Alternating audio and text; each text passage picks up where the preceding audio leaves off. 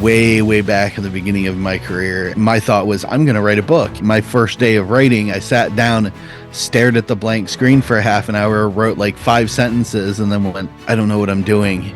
Hello everyone, this is another episode of Writing Inspiration with Marky Books. I'm your host, Dan Riccoberry, and here we have our new guest for today, Daniel Riley. Hello Daniel, how are you? How you doing? I'm doing very well. Thank you for having me. Excellent. So Daniel, you're from Pennsylvania, right? Yes, just outside of Philadelphia. So quite the big city. I live in a suburb, so it's quieter, usually. So I read on your information that you were a former teacher. How long have you been a writer? I've been writing all my life, but I only started publishing within the last 5 years. Originally, it's something I've always wanted to do, and my mother used to say she thought I would be the new Jack Kerouac. I'd disappear one day and not come back for an entire year and have just spent all this time wandering the country, and then I'd write the next great American novel. But everyone I knew always said, can't live as a novelist. So I pursued an education degree. Of course you can live as a novelist. There are I many know. that just live as that.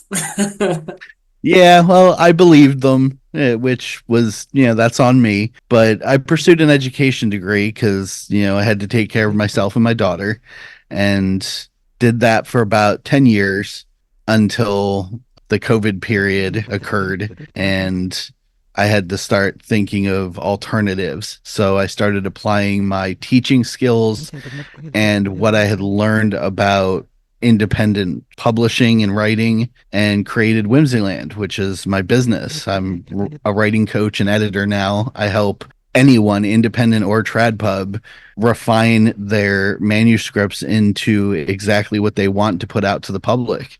That's very interesting. Can you talk more about this institution you created, when it started? Yeah.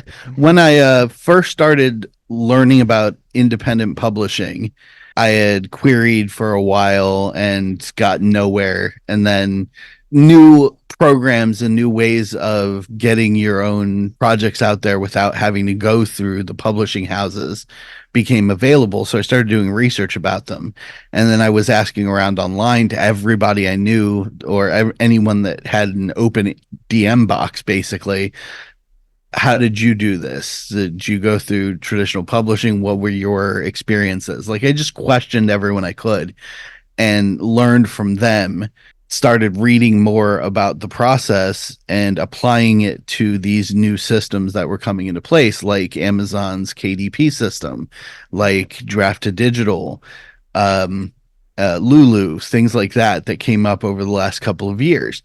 Then I started seeing other people asking the same questions I had asked years ago. So I started answering those questions.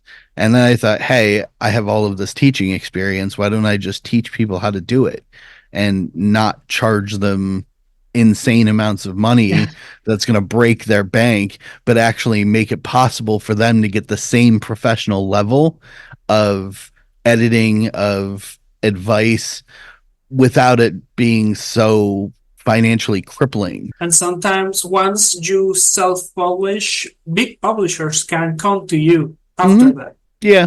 Many years ago, I got approached by I will not name names for safety purposes, but I got approached by a publishing house for erotica. And I turned the contract down because I have a daughter. And my thought at the time was, when she's 18, which she's now 22, when she's 18 and she finds out inevitably that her dad's been writing I mean, softcore. you could use a new pen name. Most I people do could. that. I could, but it's hard to keep that from family. Really? No. Yeah, it just didn't sit well with me. It felt like I'd be holding on to a secret or a lie throughout my child's life, and I wasn't sure how she would react to it.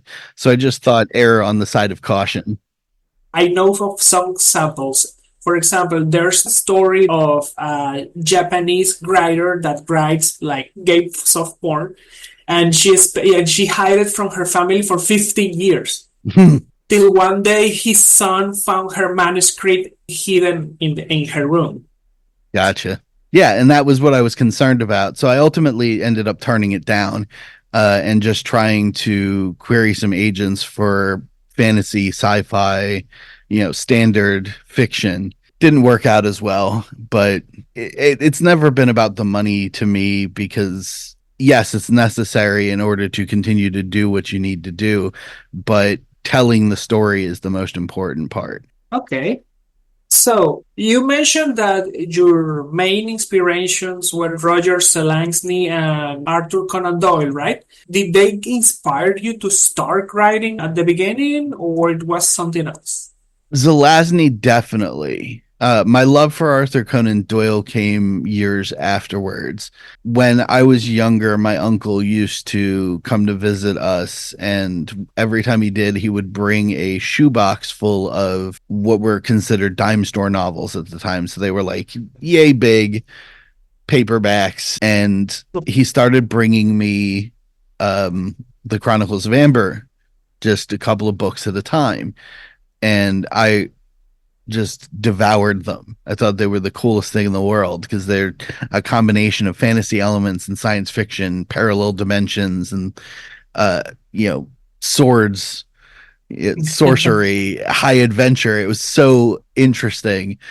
And when after I read those as a child, I want to say like 8 or 9, that was really when I thought this is something that I would like to do. Many years later, in my early teens, there were some Sherlock Holmes movies and things that had come out. Basil Rathbone did some portrayals, and I had seen those, and I was like, this is really cool. So, the birth of the internet, I'm like, let's learn more about Sherlock Holmes. Oh my gosh, there's so many stories. And then I started to read them and just fell in love with Conan Doyle's prose, the way that he wrote Watson explaining these adventures. I've never been good at first person or even first person relayed secondary narrative like that. I write in third. It's much easier. I've done one book in first person. I do the same. I do want to try one day. Oh, I wrote one book, has not come out yet. It will be out in October in first person, and my lord, was that difficult. The whole time I'm like, am I writing this as the character, or am I writing this as myself? Did I screw it up already? You mean that, yeah, keeping the character consistent with their inner Mm-hmm. thoughts so it's not too Yep, similar to yourself. exactly. Yeah, I get the problem. So tell me what things you found like stop you for a while when you started writing your book. The first published book I ever put out was called The Wizard's Mistake. It was a fantasy book way, way back in the beginning of my career, and I made a ton of mistakes doing it because at the time I didn't know as much as, you do now after practice and learning. So my thought was, I'm going to write a book. And the first time, like my first day of writing, I sat down, stared at the blank screen for a half an hour, wrote like 5 sentences, and then went, I don't know what I'm doing. So I stopped and started doing more research. Did you outline? With The Wizard's Mistake, no, it was all in my brain. It was a horrible decision. It happened to me with my first one. Yeah, I know. Mhm. Yep. And after that, learning what I did learn and applying those things, outlining really helped once I, learned that part to help me create the second and third book to finish out the trilogy series. The first one, it took me almost 2 years to write without an outline. Second book took me maybe 8 months to get the first draft done, which was incredible speed, and then the third one, it was 6. And that was because I was applying all the knowledge that I had learned in between and learning from the mistakes I made with the first one to make the second and third ones even better and streamline the process. How many books do you have right now? I have published under my own name, I have published 7 so far. I have Tales of Halcyon, The Wizard's Mistake, City of Eld, and The Hero's Fall. Then I have G Sedai 1 and 2, working on getting the third one out soon. And then I have Legacy of Heroes and a manual I co wrote called This Old Piano. A piano tutorial? Yes. It's about the inner workings of pianos, how to tune them, how to Oh, do basic repairs, that sort of thing. what was the most difficult thing you struggled with at the start? Getting the story out of my head onto paper. I had vivid visualizations in my imagination, but transforming them into words, that was the most difficult part.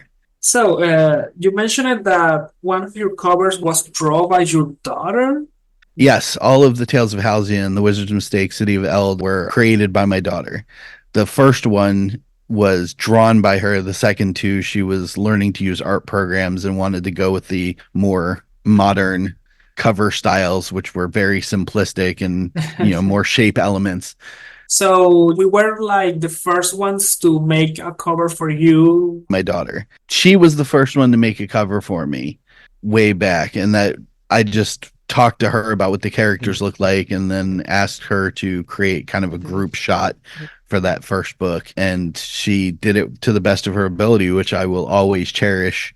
I'll be doing what I'm calling a reforging of the Tales of Halcyon into a omnibus of all three books in one product with a new cover, but the old cover imagery are going to be in the back of the book because it's my daughter. She made that for me, and I'm going to celebrate that for the rest of my life. Are you still working as a teacher or you are a full writer right now? I still work as a teacher, but not for school district. I am full time doing the Whimsyland writing, coaching, and editing.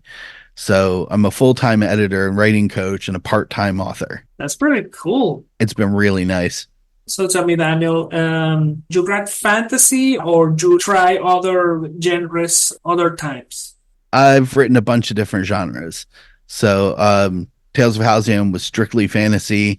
G Sedai is a bit more sci-fi. I call it cyberpunk-ish or cyberpunk light because the basis behind it is technologically enhanced people in a futuristic Tokyo. And then Legacy of Heroes is a modern superhero story. The book coming out in October is a classic retelling of the Dracula story with a twist. So it's, horror oriented. Oh, wow. That's interesting. It's nice that you're trying different types of genres. Genres. Yes. Have you tried romance? Well, I assume your books already have it. Well, every story has romance in it in some way. So I have written romances, not specifically romance genre where that's the focus, but I consider it more of a flavor to all fiction than a genre itself. Yeah, I agree. Honestly, I don't think I can write a full romance book. I did try. I did try. It didn't go well. It's too difficult to maintain the drama when in your mind you think it's a stupid or something like that. Yeah, it can be very difficult, but the story beats to most romances are all the same. So, I mean, it can be easily reproduced, and we see that. There's a lot of really, really bad romance books out there because you can copy structurally romance much easier than you can science fiction or fantasy or mystery. Tell me, do you have like an advice for new writers that are going to start soon? Yeah, I've got a couple of simple points. Number one, always outline. Doesn't matter if you just write down a basic synopsis so that and it's on paper, because we're always imagining, so we're always adding details. Having that synopsis, or as I do, a three bullet point system, which is I do chapters and then three bullet points per chapter. So these are the three beats that must be touched on in this chapter. Everything else can be wild imagination and added in, but these three things have to happen so that the rest of the story flows the way that it does. But definitely always outline. Second one is write everything that's in your mind out. A lot of people call it brain dumping, some call it conscious writing. Type it all out. You can always delete it or move it to another file if it doesn't fit what you're working on right now and save it for later. But if you don't get it out of your head, you're going to lose it. Because you're going to have more thoughts. You're going to twist slightly. And you never know what you can take from something that you made 2 years ago and apply to something that you're working on right now. Oof. I have seen that with some authors that they like read their whole story and then like on the seventh volume you see like, hey, did you remember that rune they entered randomly on book one? Well, the result that it's extremely important now on seven. Yeah, I don't do They that. were they were like there for like 13 seconds, but now Yeah, I've seen it happen, and it's wild when people do that. I respect what are called pantsers, people who just write on the fly, but I couldn't do it. It just feels too disjointed to me. like it came from nowhere. Yeah, and details get missed. Pantsers tend to have more plot holes than people who actually outline. Usually, yeah. I have some stories that are clearly outlined, but they still have the plot holes. There's always going to be plot holes. That's why you revise. From my observation, working with almost 100 different writers now through Whimsyland, the pantsers are the ones that end up with the most plot holes that need to be filled during revisions. You know, that's the fun part about your job because basically you are like studying yourself as you're helping. Yep. Constantly studying myself. If I'm not learning something new, I don't feel like I accomplished anything. So tell me, talking a bit about your books, do you have like a story of how you named them? Named the novels. Yes. Tales of Halcyon was my attempt at a classic fantasy title, and I twisted the word halcyon to Halziyon in order to be kitschy about it, and it just sort of stuck. But that was the name of the realm. It does Basically, it sounds was the good. realm was Halcyon, and it just sounded very grand and very fantasy adventure. G Sedai means second generation, or colloquially, it's used to say next gen. So if you're talking about like next gen equipment, it would be G Sedai equipment, the next generation of computers, etc. And I thought creating a cyberpunk adventure action story where characters have cybernetics and now they have nanotechnology, and these things influence the battles that they face and the trials that they overcome. Next gen was the perfect name, but I didn't want to just call it next gen, so I looked for the actual translation, and that's where Jesus I came from. Legacy of Heroes is literally It's pretty that. on your face. I get I looked it. at the subversion of superheroes and went, we need to go back. So I wrote a modern superhero story using classic golden age elements. The main hero is your flying brick Superman type. He just wants to help people. And because he just wants to help people, he influences other young heroes and normal people around him into doing better. And so I thought it's a legacy of heroism, legacy of heroes. And then the one coming out in October is called Era of the Dragon, which is, basically this, era of Dracula, because that's what Dracul means in, Romanian and those Like, Eastern yeah, countries. I know this. I know the legend Mm-hmm. that Dracula is based on dragons. Yep. So, can you tell us a bit what your books are about? If you think that there's too much, we can just talk about the most recent one. I can go over it real quickly. Tales of Halcyon revolves around the hero's journey trope, the chosen one trope, but the kid is woefully underdeveloped. So he's overweight. He has no skills, and he's co-opted into this epic magical quest to save the realm, even though he has no ability to contribute. And he learns to become a hero through the dedication of, I just want to help and do this, even though I'm ill-equipped. That's what the whole story of Tales of Halcyon is about. And that's why the first book's called The Wizard's Mistake. He questions whether or not he should even be on this journey. Aes Sedai is about a cybernetically enhanced, he's got a nanotechnology colony inside of him, assassin trained by a corporation as part of an elite unit. And he saves a sex trafficked girl after one of the jobs for the corporation, and they decide that she needs to be dealt with because she shouldn't have been involved in the first place. But because he already saved her, he feels like he needs to keep protecting her. So he ends up standing up against his own company, the very people who created him, and the other killers in his unit in order to protect this girl. And he learns to be more human. And, there's a lot of really cool personal development stuff in that. Legacy of Heroes, like I said, was a young man who wanted to take up the mantle of a great hero who died saving him, and learns that there's a lot more to that than what he first believed, but it doesn't change his desire to be a great hero like that superhero was. And he ends up making friends with two other superhumans who become his team by the end of the whole thing. They grow together. It's all very heartwarming.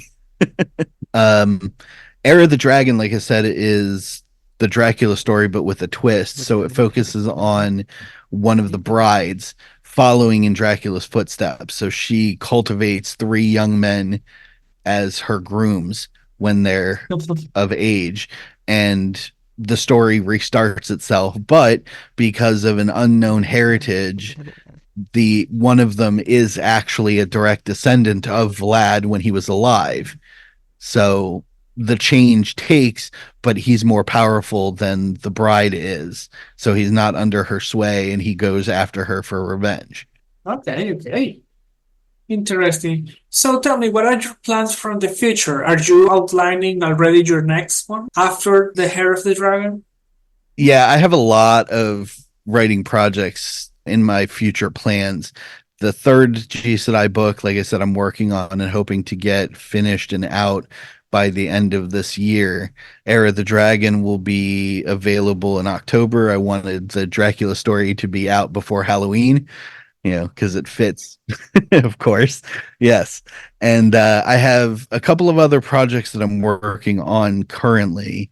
The reforging of Tales of Halcyon is sort of a minor side project, but I have two other stories that I've been developing.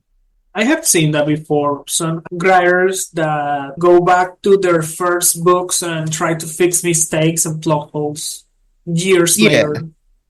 Yep. That's pretty much what I'm doing with it, and then combining it into one large story. But I have two new projects that I'll be working on after I finish G I 3. And one is called Pain Eater, which is more of a slice of life story. The concept is that there is the main character visits people who have suffered trauma, who are in the throes of grief, and he spends time with them, absorbing that empathic energy from them to help them recover. But it has an effect on him afterwards. There's a slight supernatural element to it that I'm working on, and then the other one is about basically a boy and his dog story, but the dog is a kaiju. It's a big giant monster. It reminded me of that story. I don't know. I don't remember the name about like the statue and the bird.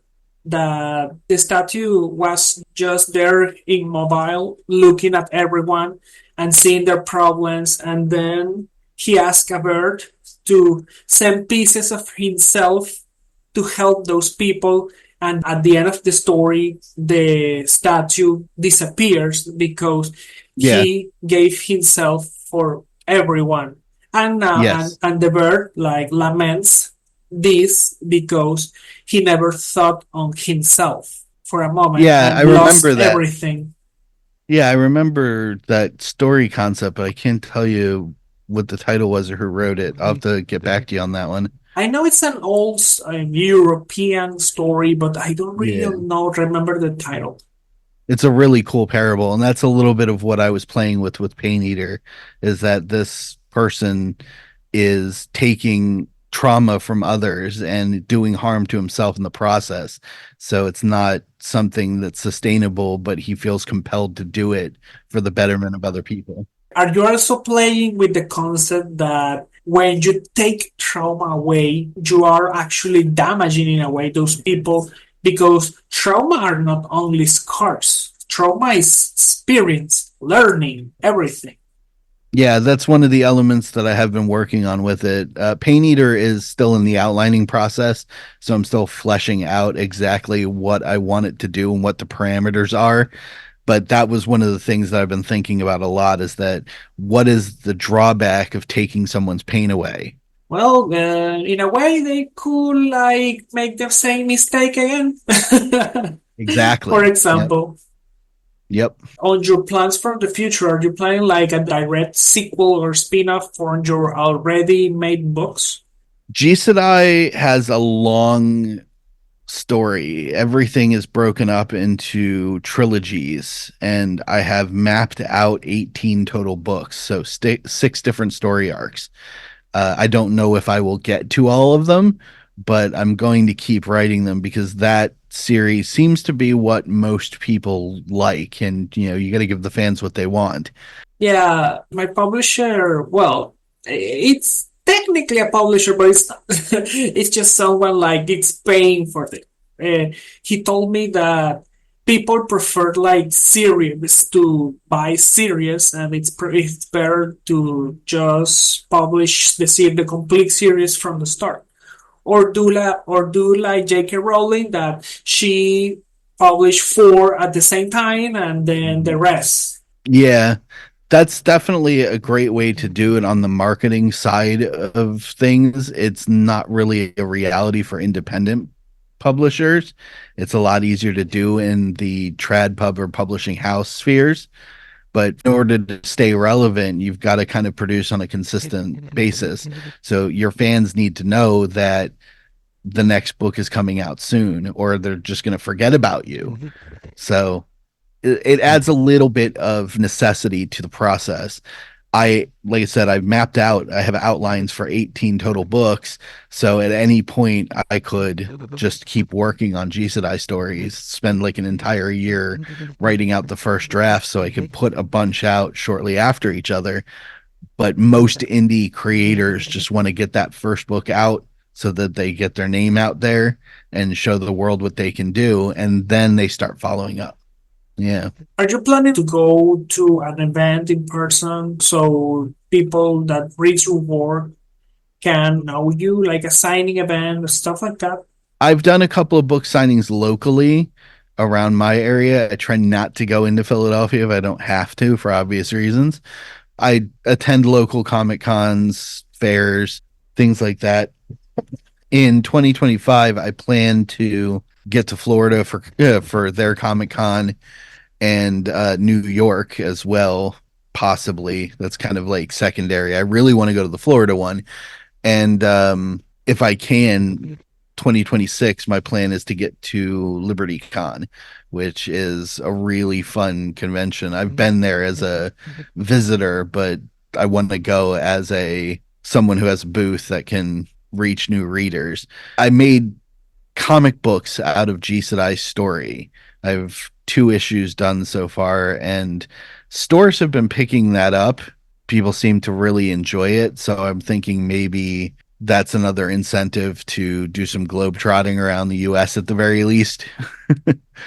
Did you go to the San Diego Comic Con this year? No, I didn't. Traveling to California because I'm on the East Coast, Oh, very right. expensive. Yes. I can So imagine. for the time being, I have to look at states that I can drive to. Uh, but eventually, as things progress and they build, yeah, I would be happy to. At least you can go to New York. Hmm. Can you tell me which platforms you have your books so people can reach them? Sure. Everything I have is available on Amazon. That's the big one, but through other internet publishing services like Draft to Digital, which I'm a big fan of. If you don't know what that is, check it out. My books are everywhere. They're even in Walmarts in some states, apparently. I just found that out recently because of Draft 2 Digital's reach, which I thought was really, really cool. I also use Lulu for the storefront ability because then I can set up direct sales. People can just buy it straight off of my website and Lulu fulfills it, which is really, really cool and very useful for an independent publisher like myself. Those are the main three that I use. I have a Ream account, which is like it's a website for creators where you can post updates, lore information, short stories, things like that. Mostly I use it to put the lore of my stories up for those that are interested in learning more about the characters, getting a little bit more of a deeper background than what was in the initial books that I put out. Other than that, yeah, most of my stuff is local sales. When I go out, I'm constantly selling books to people. I mostly, like I said, I sell locally. So I'll get small booths around my area, sometimes out maybe an hour's drive, but otherwise I sell everything through Amazon, through Drafted Digital and through Lulu, like we were talking about. Of course. Do you want to do a little show of your books? Sure. I grabbed a couple. So recently redid the cover to the first G Sedai book, which is right there. Huh. The art style seems familiar. It's a bit Scott Pilgrim like. A little bit, yeah. The artist goes by Sentimental Restart. She is very talented, and I was so fascinated by her color designs and or the way that she makes everything stand out with big bold outlining in some of the shapes. And then she's doing all of the covers for the G Side book, so that's the second one. Mm-hmm. Same art style, but just very vivid color splash. And this is the cover for Legacy of Heroes. So it's like a Captain America costume like hero. The character's called Paragon. He took the name from another hero who was also called that in order to keep his legacy alive after he was killed. So the costume is a bit modeled after it, but slightly different and more. I wanted it to look like a young teenager who made himself a super suit, so it had to be a little simplistic. Yeah, it's like Miles Morales. A little bit, yeah. That's what I hear that a lot.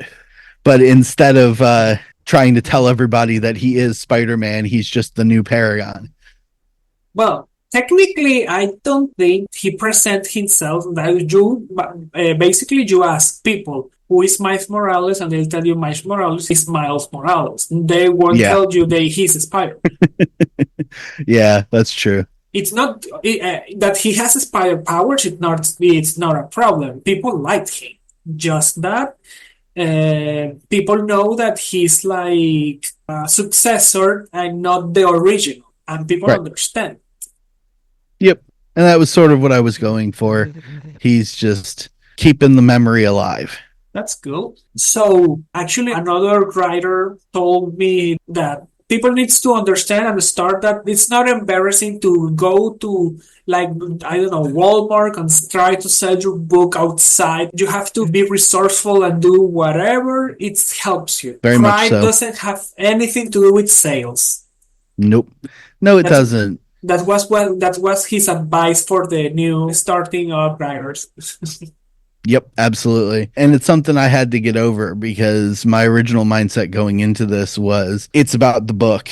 And then the world started to say, no, you're going to have to tell everybody about you too in order to make them want to even look at the book. That was a hard pill to swallow. And it took me a while to tap into my old classroom skills in order to stand up and talk to people face to face and tell them about these things. Have you worked with a writer that has surprised you a lot before on your work? Yes. Yeah, couple actually, and I still work for them today. We've cultivated a long-lasting colleague friendship, and every time they've got something new that they want to work on, I'm usually the first person that they call. The current one, most recent one, I'll give a little shout out, is young man named Nick Gibson who wrote a book called Lost Kingdom, which is sort of a fantasy sci-fi adventure, like a Star Wars parallel type. The story centers around a former soldier who's given up that life and is kind of poisoned by his own past. So he hates himself because of the way things went down and the actions that he chose. He has an opportunity to redeem himself through helping a young man get back home. And though he's reluctant to do it, there's a part of him that really wants to make up for those sins in the old days. It's a really compelling story. And when Nick reached out to me to be his editor, I took the idea and the way that he wrote the story. The first draft is exactly what you would expect from a first draft, but the meat, the actual narrative, the actual story underneath that was just so good that we're working on the marketing together. He's got a Kickstarter campaign up for it, and it's almost at $1,000 already in like 4 or 5 days since it started. So other people seem to like the idea as well. But I was amazed, and I told him that. I said, "You kept your narrative so tight that I didn't find plot holes. I just found things to improve." And that's rare. Actually, it is.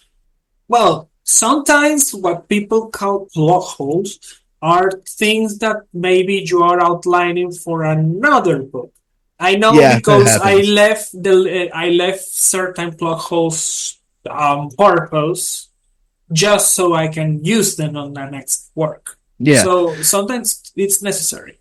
Yeah, but the interesting thing about his particular story is that he has those elements, but they're not holes that need to be filled. They're expansions. Like, yeah, he's ready to expand upon this one thing, but you know exactly what it is in this first book. You're going to learn more about it if and when he writes the subsequent parts of the series, but everything tied up so that the reader isn't left wondering, they're left excited for more. Interesting. Do you have a favorite archetype for a main character? Oh, I personally do, yes. And that's because I'm a huge Arthur Conan Doyle fan. I love complicated geniuses. Those are my favorite types of characters. I intentionally am not writing any because I want to practice enough so that when I do make one, it's not a complete mess because it's my favorite. Actually, I have a bit of a trauma with writing geniuses before because I when I write a certain story and there was supposed to be this character, it's supposed to be really smart, smarter than everyone else, but his logic reaches the same places as mine. Yeah. So I couldn't write someone more intelligent than me. And when my friends at that time read my work, they just said this doesn't make sense. If he's so smart, why he didn't think this, and this? And I was like, never crossed my head. Hmm. Yeah. and That it has been the kind roadblock for me too. and it kind of became a trauma after that. I never write another genius like character. Yeah, it may never happen, but it's something that I've always wanted to do because I love them. The idea that a character can be incredibly capable and incredibly skillful, but also messed up. Like, uh, I've been working on a little outline of character creation, and one of the things I talk about is applying sort of skill stats, and you have a finite pool of skill stats. So like if you have 5 points that you can put into something, if you drop three of them into their intellect to make them super powerful, you only got two left to put in other places, which means they're deficient somewhere else. And that's always fascinated me. Otherwise, they're Mary Sue's. I get it. Yeah, exactly. And you don't want that. No one needs another one. Yeah, they are rampant these days. Hmm. Unfortunately. You wanted to talk about some other events? Oh, yeah. Well, other ways to get to know me if you're interested after this interview. I am on what we in my circle call Twix, which is Twitter/X at Mr. DP Riley. That's my profile. You can follow me there or just hop on and talk. I try to respond to everybody and engage in as much conversation as I possibly can, but between working on multiple projects for clients and writing my own books, time's limited. I only have 24 hours in a day. Yeah. So I'll get to it as much as I possibly can, but I love the opportunity to share, answer questions, and, help people even when I'm not getting paid to do so. I'm going to be restarting, but I had doing a series of inspirational videos I call the freelancer, which part of it has just been people sitting there watching me type while I work on my own projects. But the idea behind it is that you can ask me questions. We do a Q&A, kind of a live thing, or you get to sit down and work on what you're working on while I'm working on what I'm working on, because I find that people are motivated by connectivity.